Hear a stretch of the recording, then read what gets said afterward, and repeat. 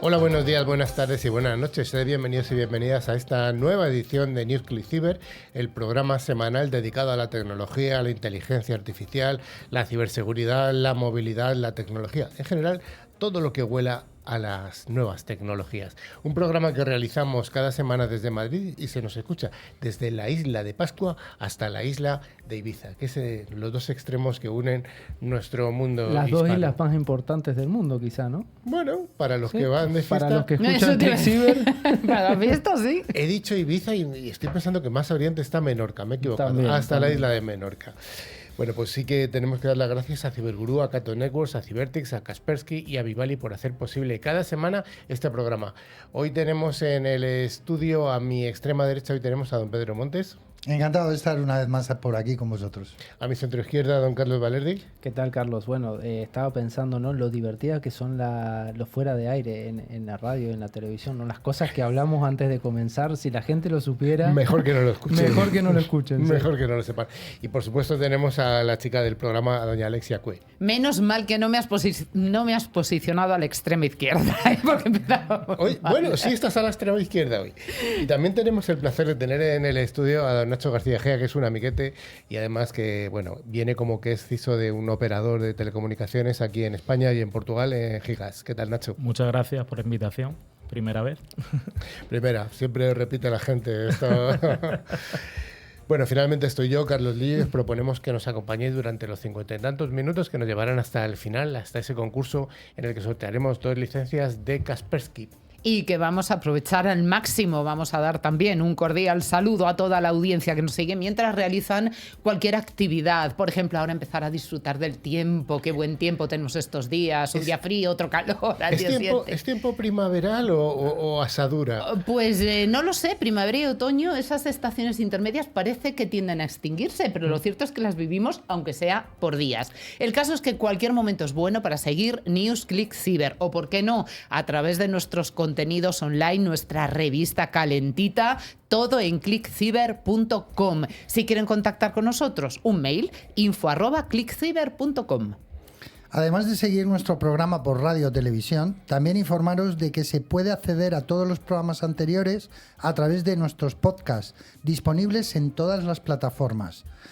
Y, por supuesto, os invitamos a que os suscribáis en cualquiera de estas plataformas y darnos un like, que nos gusta sentirnos queridos. Siempre, siempre el amor. Bueno, tenemos que dar las gracias a todas las emisoras que distribuyen nuestra señal, tanto de radio como de televisión. Y hoy nos tenemos que hacer eco de unos compañeros que son el grupo de televisión Canal 33, que ha ganado una antena de plata. Así que, bueno, ellos se merecen un abrazo de nuestra parte, que nosotros también tenemos una antena de plata. Eso te iba a decir, que hay que reiterar tu felicitación, que lo tienes, que este programa tiene su antena de plata, tercera de la cadena, ¿eh? No es por nada.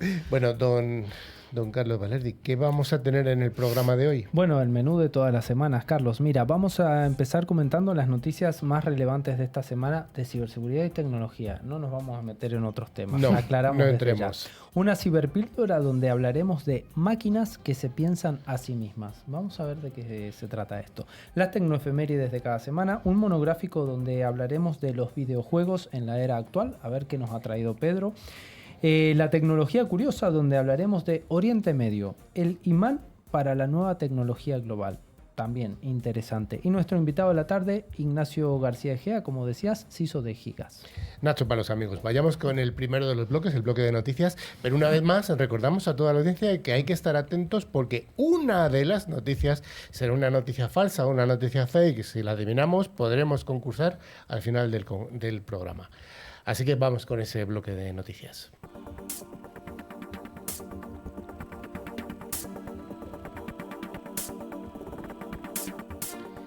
Vamos a contar de la mano de Cybertix cuáles son esas noticias más interesantes. Cybertix es la empresa especializada en la protección de pymes frente a ciberataques.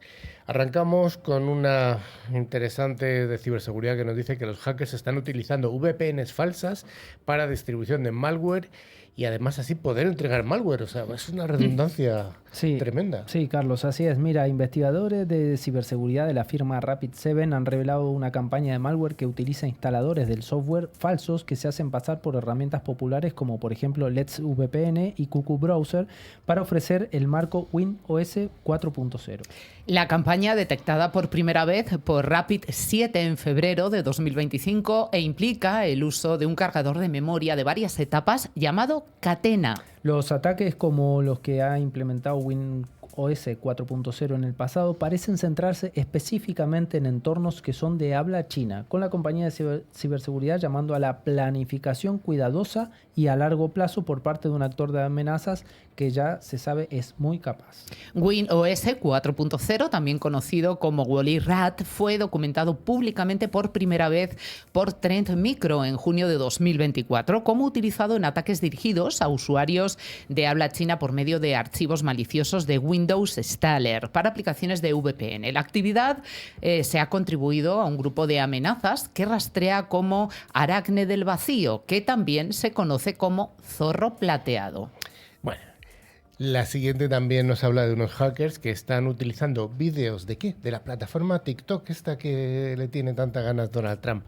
Bueno, ya en serio, están utilizando vídeos de TikTok para distribuir malware. Lo primero que vamos a aclarar es que no son hackers, son ciberdelincuentes. Eso verdad. por empezar. Correcto. El malware conocido por Latrodectus se ha convertido en el último en adoptar la técnica de ingeniería social ampliamente utilizada llamada ClickFix como vector de distribución. Y cuidado, añado, Carlos, porque se nos está vendiendo a los medios de comunicación como la red emergente y el futuro en todos los medios digitales. Así que atención, la técnica ClickFix es particularmente arriesgada porque permite que el malware se ejecute en memoria en lugar de inscribirse en el disco. Esto elimina muchas oportunidades para que los navegadores o las herramientas de seguridad detecten o bloqueen el malware. Latrodectus, esto tiene el nombre de algún gusano raro de recién descubierto, ¿no? Que se cree que es un sucesor de ICE-ID, es el nombre que se le da a un malware que actúa como descargador de otras cargas útiles, como por ejemplo el ransomware. Esto fue documentado por primera vez por la compañía Proofpoint y Team Simru en abril del 2024. Por cierto, el malware es uno de los muchos programas maliciosos que sufren un revés operativo como parte del Operation Endgame, que derribó 300 servidores en todo el mundo y neutralizó 650 dominios relacionados con entre 19 y 22 de mayo de 2025. Efectivamente, la semana pasada ya nos hicimos eco de esta noticia interesante. Vamos con una de estas entidades que se encargan de protegernos, ya que Europol está actuando contra la ciberdelincuencia mundial, Alexia. Como parte de la última temporada de la Operación Endgame, una coalición de agencias de aplicación de la ley ha eliminado alrededor de 300 servidores en todo el mundo, neutralizado 650 dominios y emitido órdenes de arresto contra 20 objetivos. Operation Endgame, lanzada por primera vez en mayo del año pasado, del 2024, es una operación de aplicación de la ley en curso dirigida a servicios e infraestructuras que ayudan o proporcionan directamente acceso inicial o de consolidación para el ransomware. La edición anterior se centró en desmantelar las familias de malware de acceso inicial que se han utilizado para entregar este ransomware. La última iteración, según Europol, se dirigió a nuevas variantes de malware y grupos sucesores que resurgieron después de los derribos del año pasado, como Bloom, BliBli o TickBot. La acción de interacción se llevó a cabo entre el 19 y el 22 de mayo de 2025, muy reciente también. Además, se incautaron 3,5 millones de euros en criptomonedas durante la semana de acción, lo que eleva, mejor dicho, la cantidad total incautada durante la operación de Endgame a más de 21,2 millones de euros. Esto ha dicho la agencia, la Europol. Bueno, pues interesante. Vamos a una noticia de las que le gustan mucho a nuestro colega Pedro. Dell se está apoyando en Nvidia para acelerar su inteligencia artificial, Alexia. Pues mira, Pedro, Dell anunció en Las Vegas su última generación de servidores de aceleración de IA que vienen equipados con una GPU Blackwell Ultra de Nvidia. de la firma ofrecer capacidades de capacitación de IA hasta 4 veces más rápidas en comparación con las generaciones anteriores. Los servidores llegan a medida que las organizaciones pasan de proyectos experimentales de IA a implementaciones a escala de producción, creando demanda de la infraestructura informática más sofisticada. La nueva línea cuenta con servidores PowerEdge X9780 y X9785 refrigerados por aire, diseñados por centros de datos convencionales, y sus variantes, la L, refrigeradas por líquido, optimizadas para el despliegue de todo el rack. Los sistemas avanzados admiten configuraciones con hasta 192 GPU NVIDIA Blackwell Ultra con refrigeración líquida directa al chip, ampliables a 256 GPU por rack Dell y R7000. Bueno, vamos a ver. Alexia ha dicho muchas palabras. ¿Puedes traducirlo al lenguaje humano, Pedro? Bueno, la realidad es que NVIDIA ha desarrollado una tecnología que acaba de salir al mercado con un nuevo chip que es capaz de mejorar todos los procesos o la velocidad con que se realizan los procesos dentro de la inteligencia artificial. ¿Esto qué significa? Pues realmente que las máquinas van a tener una capacidad mayor para realizar actividades de tipo de inteligencia artificial. Y claro, las grandes se están posicionando. Evidentemente, todas las compañías están construyendo su nuevo hardware o el nuevo despliegue para los centros de datos, acompañando a la tecnología que acaba de desarrollar NVIDIA. Por otro lado, NVIDIA pues está abandonando a los gamers, que tanto le han dado durante todos estos años, porque el negocio de la inteligencia artificial es un negocio mucho más productivo y económicamente es más viable, evidentemente. Evidentemente es una empresa y tiene que ganar dinero NVIDIA. Vamos con una noticia que tiene mucha relación con esto que nos acaba de contar Pedro, ya que estamos empezando a sufrir, o va a empezar a sufrir la plantilla de Microsoft, unos recortes, además derivados de esta inteligencia artificial. Y muy importantes, Carlos. Microsoft está recortando alrededor de 7.000 puestos de trabajo. Esto supone el 3% de su fuerza laboral.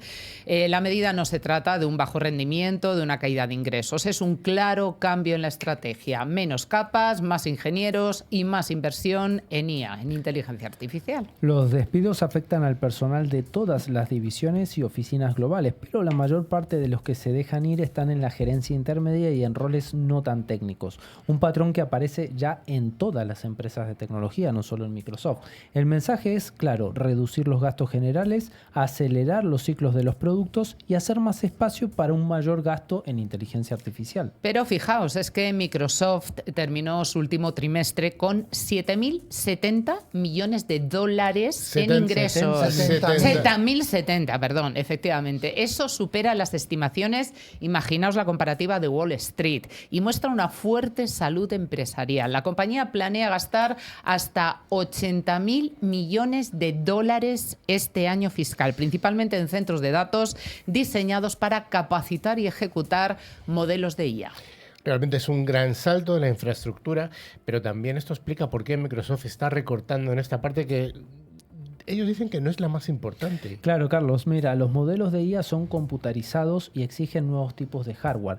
Acá también un paréntesis. Hace unos programas atrás hablamos de cómo empresas como Microsoft, como Google, etcétera, estaban invirtiendo en centrales nucleares para poder alimentar estos centros de datos de inteligencia artificial. Entonces no es solo decir, bueno, es que Microsoft va a hacer centros de datos y va a comprar más rack y más. No, es que también va a invertir en energía para alimentar todo eso. Entonces, por ahí viene también un poco este reacomodamiento de los gastos. El almacenamiento, la refrigeración y la energía al final necesitan escalar. Construir esa capacidad requiere mucho dinero, mucho tiempo y menos retrasos internos para que esto sea más ágil, porque el mundo hoy requiere esa agilidad. Y Microsoft parece estar recortando cualquier cosa que ralentice ese impulso. Fíjate que esta noticia trae además un corolario que sería que al final los puestos técnicos sí que son los más valiosos para una empresa como Microsoft.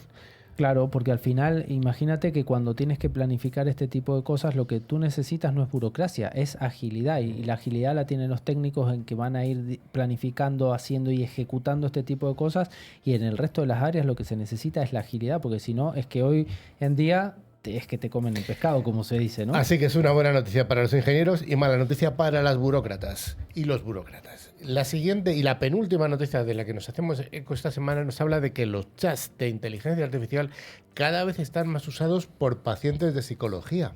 Un artículo, de hecho, reciente de la BBC examina el uso reciente de los chatbots de inteligencia artificial como herramientas de apoyo en salud mental, una tendencia impulsada por la falta de acceso rápido a profesionales de la psicología en muchos países, como el Reino Unido, donde las listas de espera para recibir terapia pueden ser de semanas, incluso de meses. Plataformas como Character AI, Wysa o Réplica y otras que permiten que los usuarios mantengan conversaciones con bots diseñados para ofrecer esa compañía, ese apoyo emocional o consejos básicos para afrontar problemas como pueden ser la ansiedad, el estrés o también la depresión. Testimonios como el de Kelly, que encontró alivio conversando con un chatbot durante un momento de crisis, o el de Nicholas, que afirma haber superado pensamientos suicidas gracias a estas interacciones, muestran el potencial positivo de estas herramientas. Los usuarios destacan la accesibilidad, disponibilidad 24/7 y la ausencia de juicio como ventajas clave frente a las terapias convencionales, lo que antes se sustituía casi por un desconocido, ¿no?, que decía que tenía estas ventajas. Sí, no obstante, Alexia, hay que advertir sobre riesgos significativos. Los chatbots carecen de capacidad de juicio clínico y de la empatía humana, lo cual puede ser peligroso en situaciones críticas. Justamente hoy leía que ya hay personas que están tan obsesionadas con ChatGPT que lo consideran un dios. Pero a veces no Es emitir peligroso, juicio puede ¿eh? ser hasta algo positivo. Cuidado, el que te escuchen sin que te enjuicien puede ser positivo. Bueno, Eso todo es. esto es muy subjetivo. Bueno, hay que recordar también que el caso de un joven que tras interactuar con un chatbot de Character AI se quitó la vida, lo que ha provocado, aquí estamos viendo la cara y la cruz, una demanda contra la compañía. Esto pone en evidencia la necesidad de establecer límites claros y mecanismos de supervisión sobre el uso de la IA en contextos sensibles, como puede ser la salud mental. También se plantean preocupaciones sobre la privacidad y el uso de estos datos personales, dado que estas plataformas pueden almacenar estas conversaciones íntimas sin que el usuario tenga un control claro sobre el destino de las mismas. Además, hay inquietudes por los sesgos en las respuestas de los bots derivados de los datos con los que fueron entrenados. Yo creo que podríamos resumir esta noticia que aunque los bots, estos chatbots, pueden ofrecer un apoyo inicial, además es interesante, o servir incluso de paso hasta que tienes una terapia que tarda semanas o meses, en España por supuesto que igual o más de tiempo que en el Reino Unido, su utilización debe hacerse con excesiva, no con excesivo, sino con un cuidado extremo, porque es que los riesgos, como hemos visto con este suicida... O con una supervisión, como siempre decimos. Tiene que haber una supervisión pero profesional. Claro, pero no hay esa supervisión cuando a las 4 de la mañana quieres hablar ya. con alguien. Claro. Entonces, bueno, hay que ver un poco la cara y la cruz de la moneda, ¿eh? Recordemos, también dimos una noticia hace unos meses atrás de que Gemini, la IA de Google, había instado a una persona a suicidarse, que le decía que era una molestia para el mundo, que se suicidara. Entonces, claro, aquí yo creo que el ojo humano, al final siempre decimos lo mismo, Carlos, es necesario e imprescindible.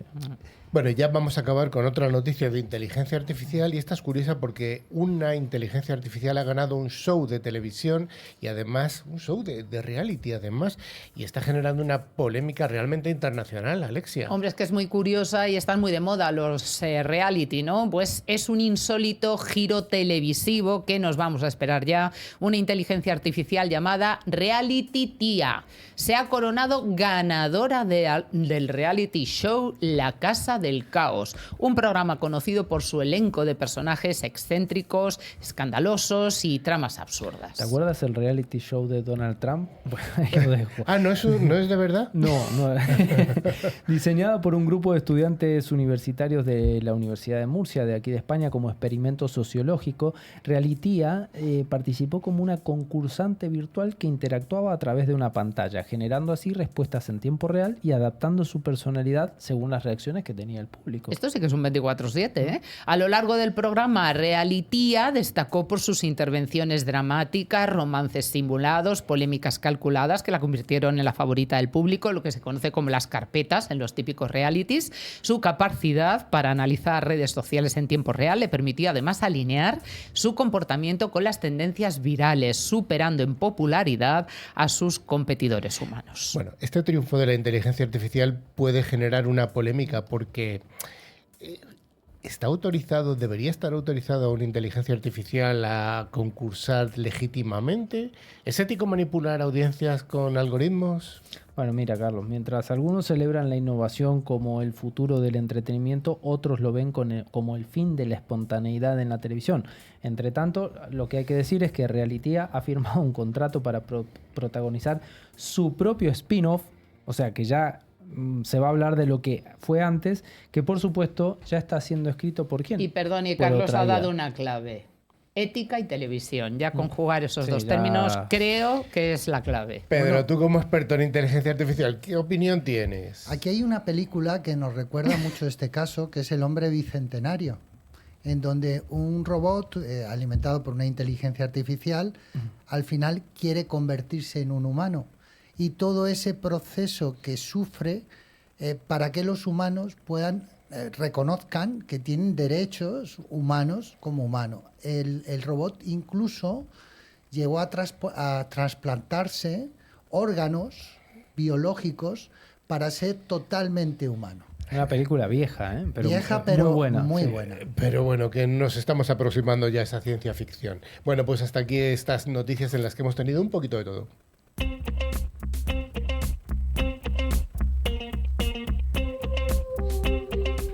Sabemos que la concienciación en ciberseguridad es esencial para un mundo digital en constante evolución y es por eso que gracias a empresas líderes como Cyberguru, la plataforma líder en concienciación de ciberseguridad para mitigar el riesgo humano, cada semana te traemos nuestra ciberpíldora, un espacio donde aclaramos conceptos tecnológicos clave y además damos un paso adelante frente a las amenazas digitales. Y nos plantea Carlos Valerde un tema apasionante, máquinas que piensan en sí mismas. Es un poco la continuación de lo que acaba de contar Pedro. Es el eco reflexivo de Turing. Exactamente, Carlos, de Alan Turing. Bueno, mira, las máquinas reflexivas son sistemas capaces de observar y modificar su propio comportamiento, lo que acaba de decir Pedro. A diferencia de los programas convencionales, estas máquinas pueden analizar su propio código o estructura, razonar sobre su funcionamiento y cambiar así la manera de operar.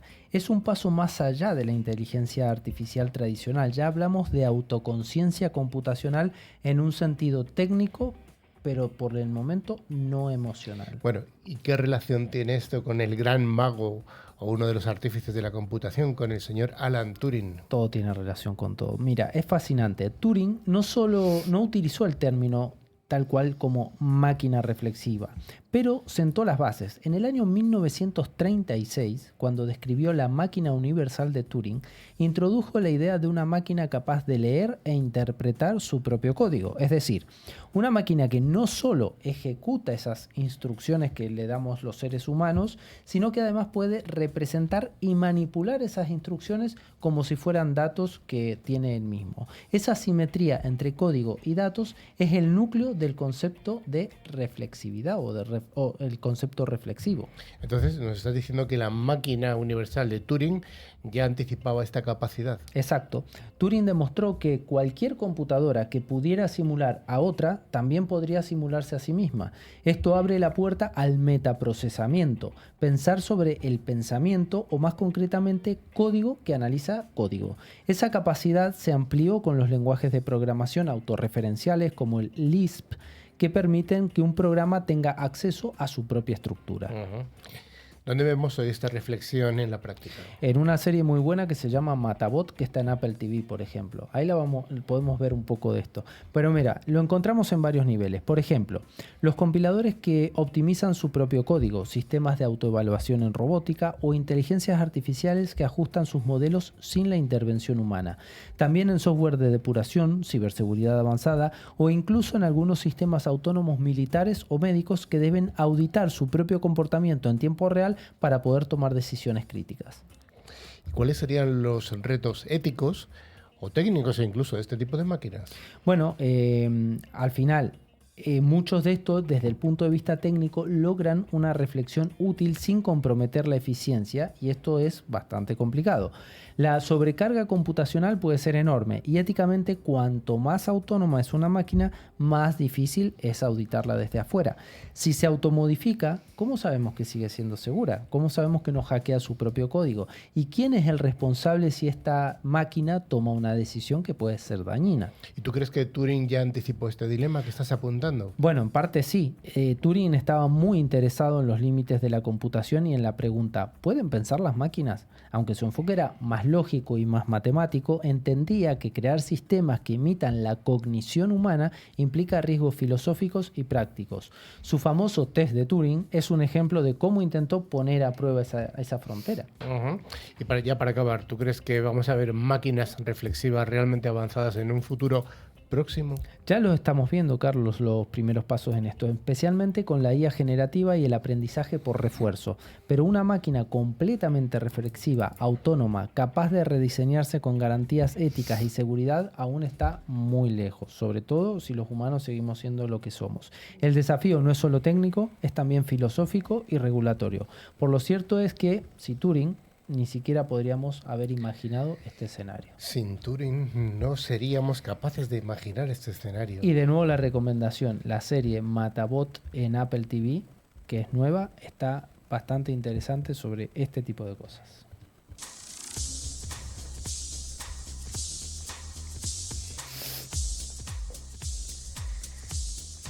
Como en todos los ámbitos, en la tecnología todos los días pasan cosas interesantes. Algunas las comentamos aquí dentro del programa.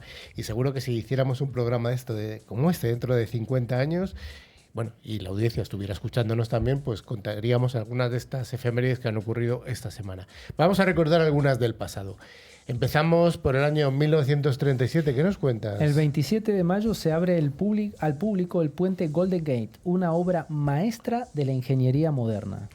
1944, Alexia, ¿qué me cuentas? Pues el 1 de junio IBM presentó en Harvard el Mark I, una de las primeras computadoras automáticas. Pobre Harvard, ahora que le está zurrando Trump. 1963, Pedro. Pues el 27 de mayo, tal día como hoy, lanzamiento del satélite Tesla 2, pionero en comunicaciones espaciales. 1980. El 1 de junio se lanza la CNN, la primera cadena de noticias 24/7 basada en tecnología digital. Pero fíjate Satelital, perdón. Satelital, pero fíjate que el nombre causaba confusión porque era Cable Network News o News Network. O sea que decía que era cable, pero luego era por satélite. Bueno, curiosidad. 1983, Alexia. Estaba recién nacida, pero nos hemos documentado. El 28 de mayo, dos hechos. Apple presenta el Lisa en Europa, uno de los primeros ordenadores con interfaz gráfica. Y el 3 de junio, la sonda Pioneer 10 cruza la órbita de Neptuno, siendo el primer objeto humano en hacerlo. Mira, voy a dar un dato curioso sobre Lisa, la computadora esta de Apple. Según Steve Jobs, le preguntaron muchas veces por qué su hija se llamaba Lisa. Entonces le dijeron, es por su hija. No, pero espera, porque ahí está la relación. Entonces él siempre negó que era en honor a su hija que se llamaba Lisa. Resulta que la hermana de Steve Jobs, que también fue dada en adopción y es una escritora muy famosa de Estados Unidos, se llama Mona Simpson, que está casada con uno de los productores de Los Simpson. Por eso la madre de Homero se llama Mona Simpson. Claro, y Mona al parecer, es la mujer del padre de Homer. La madre de Homero, claro. Eso es. Y al parecer, Lisa Simpson podría ser también un guiño a esta rama familiar de Steve Jobs. Mira. Bueno, vamos a dejar un poco la genealogía de Los Simpson y nos vamos al Pedro, 1983. Pues en 1983, el 28 de mayo, en 83 no, será el 96. El 31 de mayo, Nokia lanza el Communicator 9000, uno de los primeros smartphones de la historia. Efectivamente, era 1996. Me he saltado de página. Carlos, 1997. El 27 de mayo, Deep Blue vence a Garry Kasparov, ya esto lo hemos contado alguna vez, en una partida histórica de ajedrez, marcando un hito en la inteligencia artificial. 2003. 2003, el 3 de junio, Apple lanza Safari 1.0, su propio navegador web para Mac OS X. Y ya acabamos en el 2005, Pedro. Pues volvemos al 27 de mayo, que se funda Reddit, uno de los foros y agregadores de contenido más influyentes de la red y donde más técnicos e ingenieros escriben. Bueno, acabamos con el 2007 y la mesa llena de agua que se ha caído en la botella. Hombre, anécdota No pasa 27 nada. de mayo de 2025, se cae una botella de agua en pleno directo. Esto lo recogeremos 50 Sí, sí, años después. Exactamente.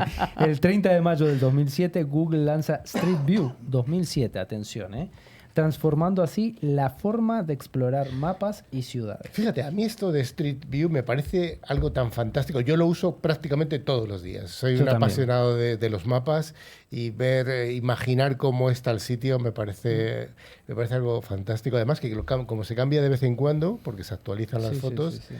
hubo cierta polémica al principio con Street View, que salían los rostros de las personas y hubo que ofuscarlo. Ya, pero el algoritmo realmente es fantástico porque no solo los rostros de la persona, sino también las matrículas de los coches y datos que son sensibles, es alucinante.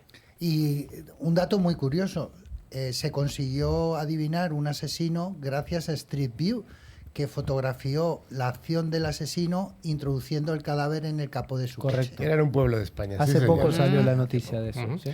Bueno, pues vamos con nuestro monográfico.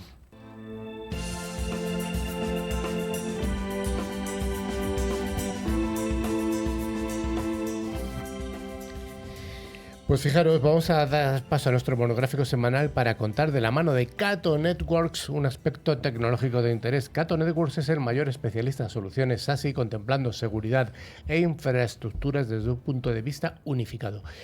Y Pedro nos ha propuesto un tema apasionante, que es un tema que yo sé que además le apasiona, que es el videojuego. Vamos a hablar un poco de los videojuegos en la era actual, en la que la habilidad está chocando muchas veces con los pagos. Jugar es la forma natural que tenemos todos de aprender y mejorar nuestras habilidades, nos ayuda a relacionarnos, a desenvolvernos en entornos competitivos.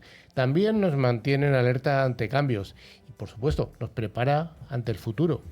Pues sí, Carlos, y gracias a los avances tecnológicos, los videojuegos han mejorado sustancialmente sus capacidades para llenar de ocio y a la vez estimular nuestras habilidades, ya sea mediante el razonamiento, los reflejos y sobre todo las capacidades psicomotrices en todos los videojuegos que requieren acciones o reacciones rápidas y de una buena coordinación para activar los controles necesarios. Con mando o con ratón, con teclado o con botones, la velocidad que el cerebro del jugador toma una decisión en realizar alguna opción y da la orden a su aparato locomotriz para realizarla tiene un gran impacto en el resultado de la mayoría de los videojuegos. Estamos hablando de velocidad, pero sin embargo quedan muy atrás los videojuegos de 8 o de 16 bits. Sí, y los famosos sprite que han dado paso a grandes renderizados, técnicas de trazado de rayos, convirtiendo en verdaderas odiseas visuales los juegos en la actualidad. Es decir, los juegos de antaño, los que yo conocía cuando era joven, eran mucho menos visuales. Y a los que yo también he jugado. Sí, pero disponían de la esencia del juego y era la habilidad del jugador la que marcaba el avance en el propio juego. Cuanto más destreza y habilidad tenía el jugador, más podría avanzar en el juego. Y solo los más hábiles conseguían finalizar el contenido completo. Es cierto que podías repetir tantas veces como fuera necesario hasta dominar la técnica y la verdad convertirte en habilidoso para alcanzar los objetivos. Pero muchos de estos juegos realmente no se conseguía avanzar hasta que no repetías una y otra vez, muchas iteraciones. Grandes títulos de videojuego además fueron creados desde pequeños departamentos. Yo cuando estudiaba la carrera había un chico que estaba en mi clase, en primero de Teleco, y dejó de ir a clase y fue el fundador de Dynamic.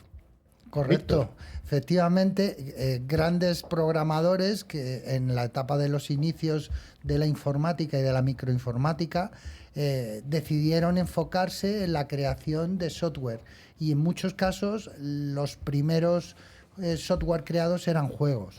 Eran Víctor y su hermano Nacho, fíjate, los que crearon Dynamic Software. Sí, además en algunos casos las empresas las creaba una sola persona y desarrollaba el juego una sola persona. Hacía los gráficos, los movimientos, las animaciones, absolutamente todo. Hasta la música que acompañaba al Hasta juego. hasta la música. Y eso ha dado ha dado paso a las grandes corporaciones con equipos multidisciplinares formados por muchas personas. Y es que no nos olvidemos, los videojuegos en la actualidad son uno de los negocios con más crecimiento y facturación. Tanto es así que superan al cine, la música y el streaming, generando ingresos que superan los 300.000 millones de dólares a nivel mundial. O sea que ya no estamos hablando de un jueguecito, estamos hablando de algo mucho más, un factor económico importante. Está claro que con una facturación de este tamaño, has hablado de 300.000 millones de dólares o de euros, esto es un polo de atracción a muchos tiburones. Para los que es mucho más importante la rentabilidad que realmente la esencia del juego, convirtiendo la mayoría de los videojuegos en una venta interminable de accesorios, skin, objetos que prometen hacerte más fácil la vida en el propio juego, y por ello se han ganado el famoso título de Pay to Win.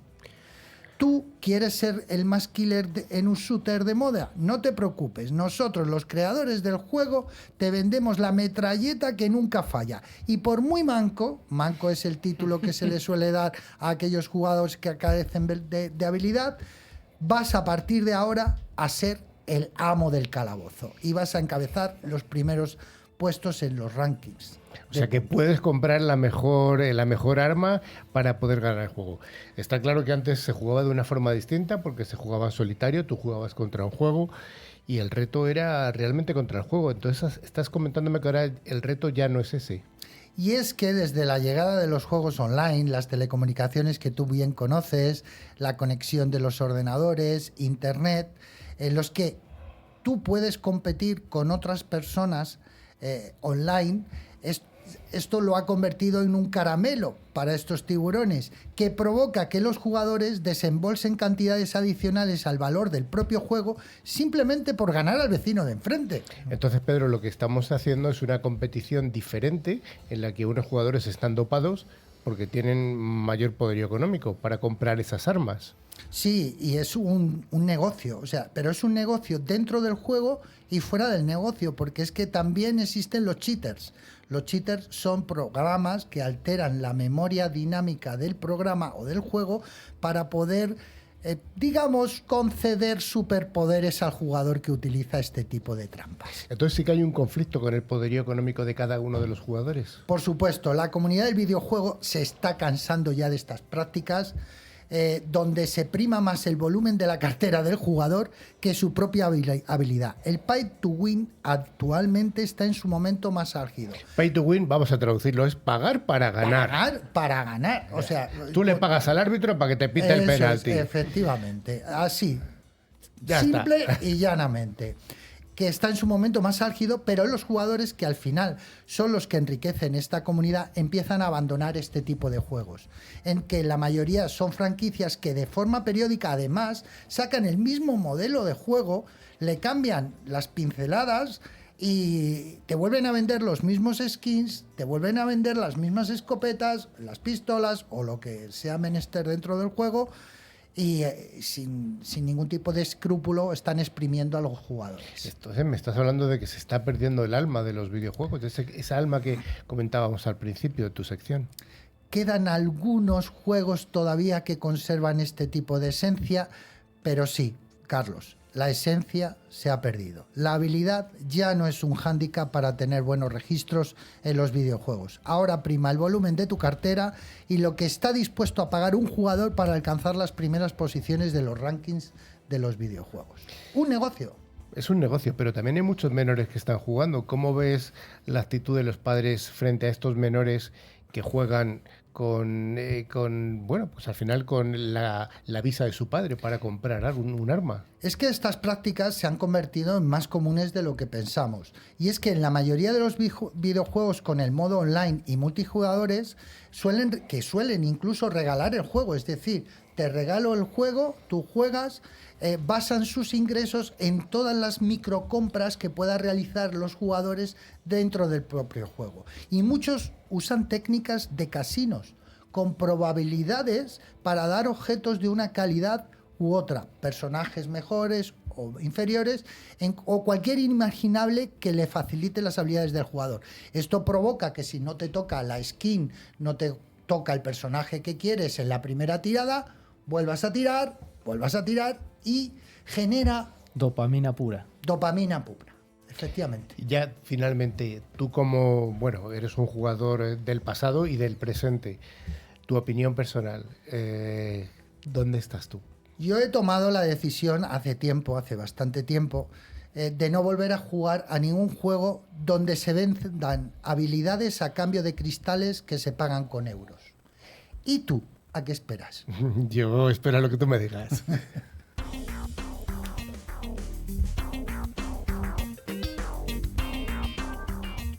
Vamos a hablar de la tecnología curiosa de la mano de Vivali, que aspira a convertirse en el distribuidor de referencia del mercado de soluciones avanzadas gracias a una amplia gama de tecnologías que se ofrecen en modelos on-premise o como servicio.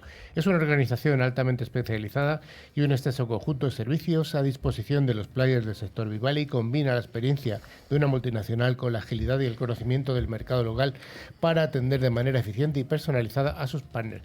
Y vamos a hablar un poco de geopolítica mezclada con la tecnología. Oriente Medio se está convirtiendo en un nuevo imán para la tecnología global.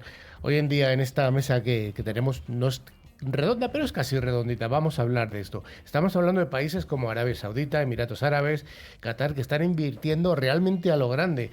Pero esto va mucho más allá del dinero. ¿Qué está ocurriendo en esta parte del mundo, Valerdi? ¿Nos das el arranque? Mucho, demasiado está ocurriendo. Mira, Oriente Medio está en plena transformación, eso ya hace años, y ya no es una región con recursos energéticos solamente, no es solo petróleo el Oriente Medio, ya eso está claro. Ahora están apostando por convertirse en un hub tecnológico global. Están invirtiendo miles de millones en IA, en nubes, en centros de datos y sobre todo en alianzas estratégicas con empresas norteamericanas. Lo hemos visto la semana pasada, el amigo Trump.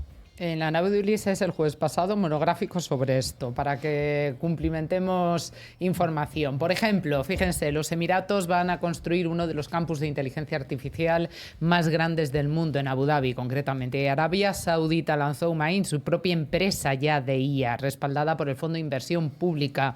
Fijaos la gravedad de todo esto, ¿eh? Ya han cerrado acuerdos con Nvidia y AMD para desplegar miles de chips dentro del país. Y no es cualquier chip, estamos hablando de 18.000 unidades de los más potentes del mercado. Eso les permite entrenar modelos de IA localmente, sin tener que depender de infraestructuras en Estados Unidos o en Europa. Es un paso muy importante hacia la soberanía tecnológica.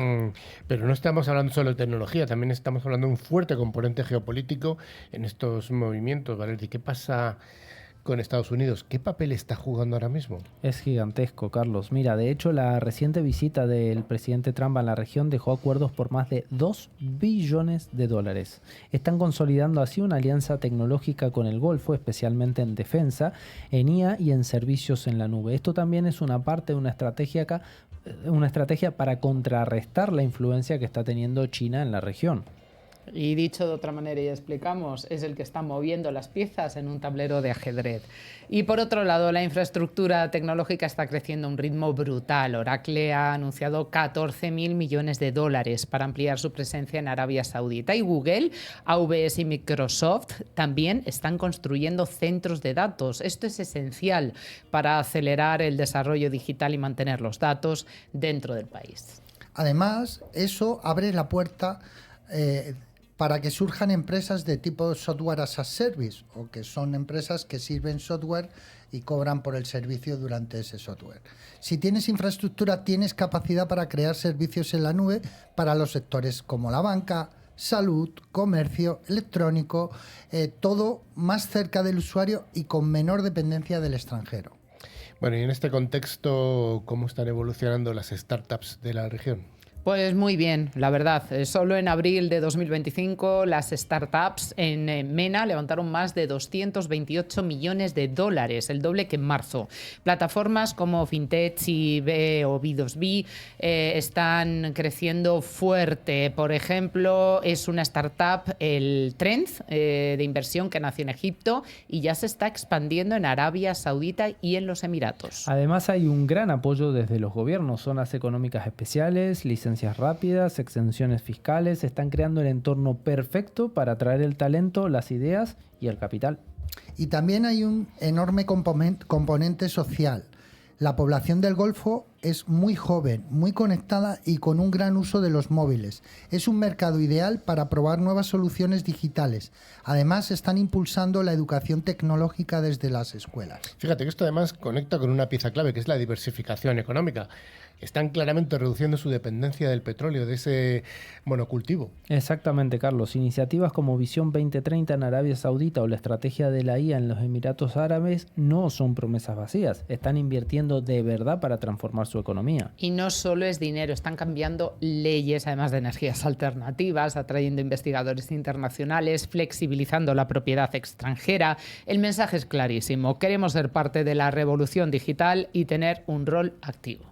Y no olvidemos un punto crucial, el control de los datos. Cada vez más gobiernos de la región están presionando por el almacenamiento local y por el desarrollo de sus propios modelos lingüísticos. La independencia digital empieza a ser un meta tangible. En resumen, Oriente Medio ya no solo es un consumidor de energía, está en camino de convertirse en un actor clave en la creación y en el control de la infraestructura tecnológica global. Y eso cambia completamente el equilibrio de poder en el mundo tech, Carlos, realmente. Pero totalmente. Fijaos, si estas tendencias se consolidan, vamos a ver un Oriente Medio no solo recibiendo innovación, sino ayudando a definirla, es decir, controlándola. Y ese futuro, Carlos, ya no parece tan lejano. No parece tan lejano, o sea que vamos a tener el polo americano, el polo europeo, el polo de Israel que está ahí, pero también este polo, bueno, y además el asiático. Ahora van a tener China. dos problemas. China. El sí. calor y la arena.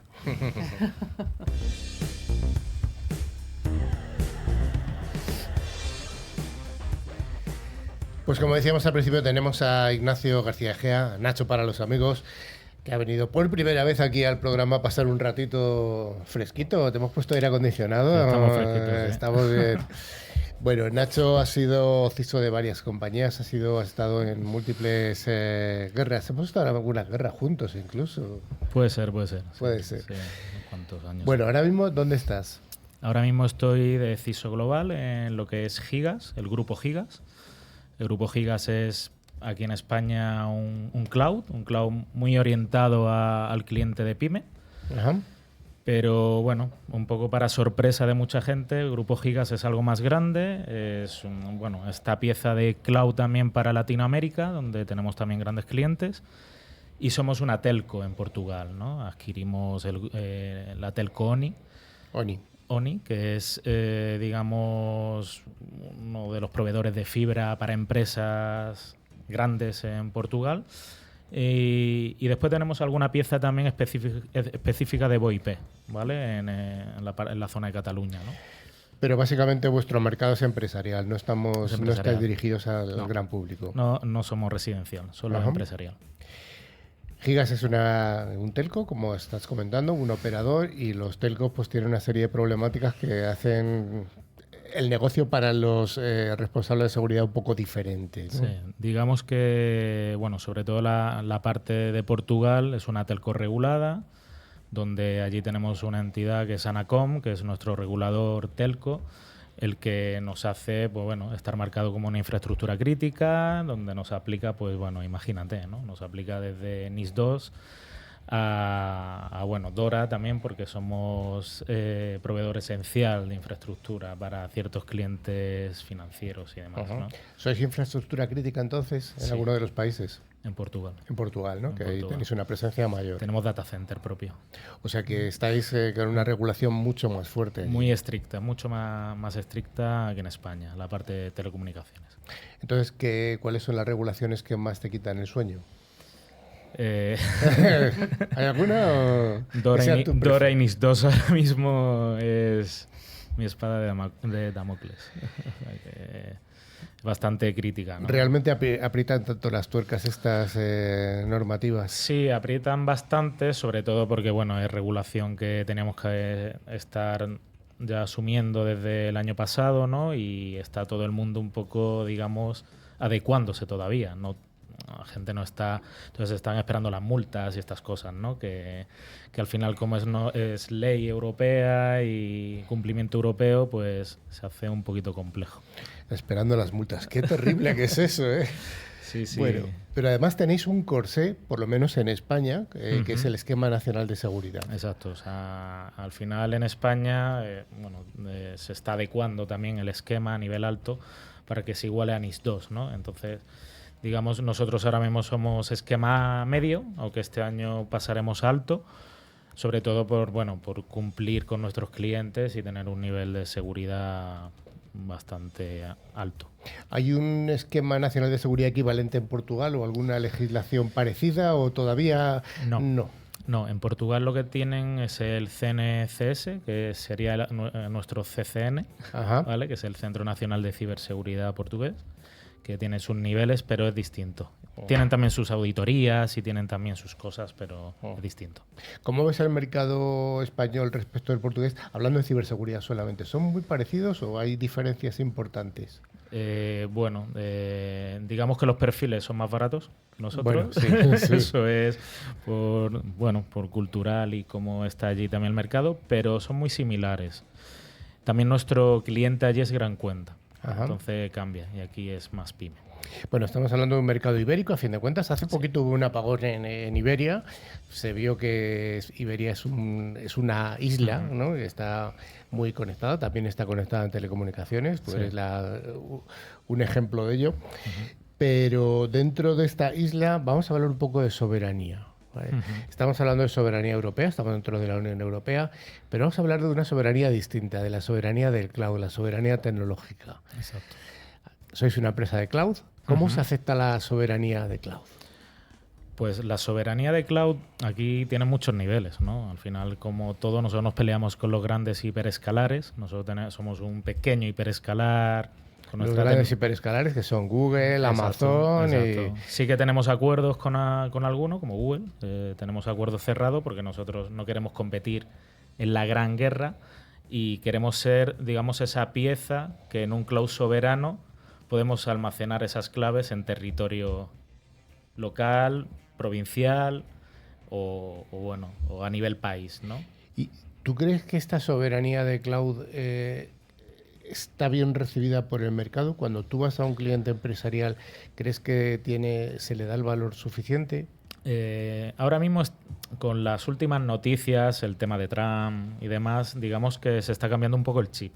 Estamos yendo al modelo de no quiero tener mis datos en Estados Unidos o por una empresa americana gestionados. Entonces... Cuidado, que acabas de decir una frase que yo creo que esto se le ha roto a mucha gente, le esquema a mucha gente que escucha el programa, que es del sector. No quiero tener mis datos en Estados Unidos, eso ya lo sabíamos, con el GPRD está clarísimo, pero has añadido en la frase o una empresa americana. Una empresa americana.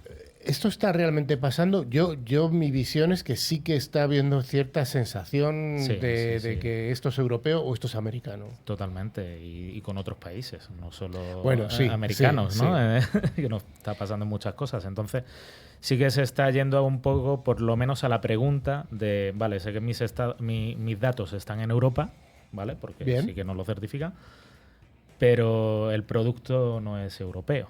¿No? Entonces ya ahí empezamos a entrar de si se gestiona incluso ciertas cosas desde fuera de Europa, quién accede a mis datos, que sí, que firmamos todo nuestro contractual, GDPRs y demás, pero no es producto europeo, ¿no? Entonces, ¿hasta qué punto realmente pueden acceder, ¿no? ¿Tú crees que esto puede significar un impulso realmente tecnológico para Europa, este desafío que nos está planteando Trump? Al final tenemos que ir un poco al modelo europeo, modelo español, modelo ibérico o modelo latinoamericano, que también se nos escucha allí. Sí, nosotros estamos allí con una parte grande del grupo también en Latinoamérica. Ajá. Entonces, sí, yo creo que sí que el tema un poco de consolidar datos en ciertas zonas sí que se va a evolucionar a eso y se va a invertir, ¿no? Que también es importante. Nacho, hablando de datos, ¿cómo contempla Gigas la protección del dato? Entiendo que es un activo importante. A ver, la protección del dato, como todo, por eso estamos pasándonos a un esquema alto, que al final es el que te permite tener unos controles a nivel de protección del dato, cifrado, tanto el dato cuando va de un lado a otro, cuando está en estático, niveles de cifrado, niveles de monitorización. O sea, al final este dato también hay que hablar con el cliente, hasta dónde quieres y dónde quieres que se desplace o no, porque ya te digo, tenemos distintos puntos o POP de cloud, ¿no? En distintos países. O sea que sí, estamos apostando por esa protección. Y ya para acabar, sois un telco, un operador que maneja datos importantes, que además maneja las infraestructuras de dos países importantes de la Unión Europea, Portugal y España. ¿La alta dirección de gigas de un operador, en este caso, está suficientemente concienciada en ciberseguridad o todavía hay un trabajo que todos los responsables de ciberseguridad hacemos y algo hacéis? Estamos en ello. Estamos en ello, ¿no? Hay que todavía se puede mejorar, Se ¿no? puede mejorar muchísimo. Siempre se puede mejorar. Bueno, pues muchas gracias, Nacho García Gea, CISO de Gigas.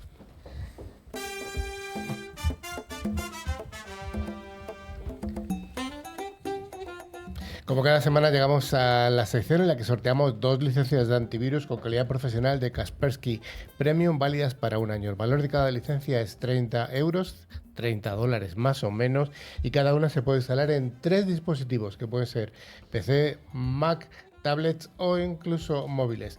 Pedro, ¿tenemos ganadores de la semana pasada? Por supuesto, los 2 ganadores han sido Mari Carmen Román de Salamanca, España, y Daniel Sancho de Bogotá, Colombia. Bueno, ¿y la pregunta de la semana?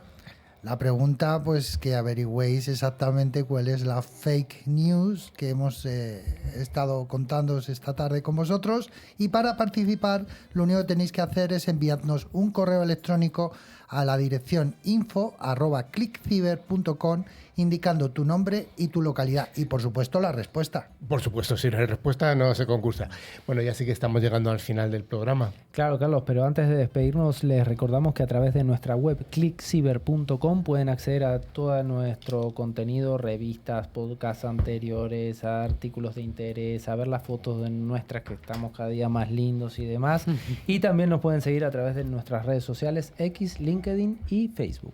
Y además, si quieren y les ha gustado este programa, pueden ver todos los anteriores, todos nuestros podcasts, contenidos en YouTube.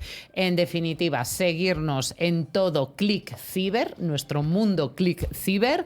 Y si les ha gustado, pues ese like que nos hace sentirnos tan queridos. Siempre, y si no les ha gustado también el like. Hacerle acordar a toda la audiencia que hoy vence el plazo para decirle a Meta que no queremos que usen nuestros datos para la inteligencia artificial. Es el día 27 y siempre decimos que nunca hay que decir el día de hoy porque a lo mejor claro, se ve más adelante. Carlos, Así que borrar lo que acaba de decir Carlos. El día Vale. 27. Pues día Carlos, 27. yo le voy a dejar que entrene los datos porque como yo voy a desaparecer de este mundo, me convertiré en un quantum, posiblemente en unos años, no sé cuántos más mejor. Por lo menos que quede algo de mi impronta. Bueno, hasta la semana que viene. Gracias, Alexia, Valerdi, Pedro Gracias, y Nacho. Carlos. Chao, chao. Adiós. Adiós.